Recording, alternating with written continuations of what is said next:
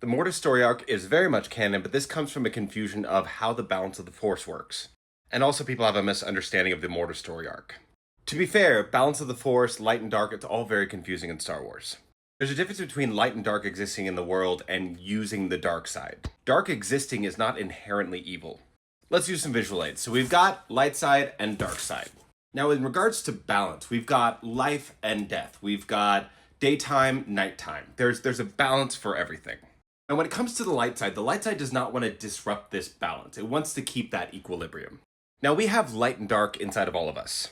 It's what we choose to do that either keeps us in the light, but if we start to utilize that dark side, it eventually corrupts us and we eventually fall to it. Now, the dark side is not happy with the balance. So what ends up happening is that it wants more power. It wants more and more. So it starts to consume the light. So now we don't have balance. Now, keep in mind, the light is not trying to consume the dark because that is a quality of the dark side. For example, the Jedi are not putting a stopper in death. They try to celebrate those who become one with the Force. The Sith, however, the Sith are always trying to put a stop to death. And because life and death is a cycle, part of the balance, it disrupts the balance of the Force.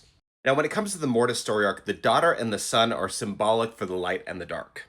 But when Anakin, Ahsoka, and Obi-Wan show up, the son starts to dip into the dark side.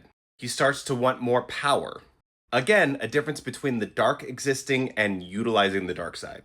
Now, when it comes to the Jedi and Sith, the Jedi are not fighting against the dark because light and dark have to exist. They are fighting against those who want to create an imbalance with the dark side. And it's why the balance of the Force isn't about how many light side users or dark side users there are. You could have 1 billion people on the light side, and as long as they're not disrupting the balance, everything's fine.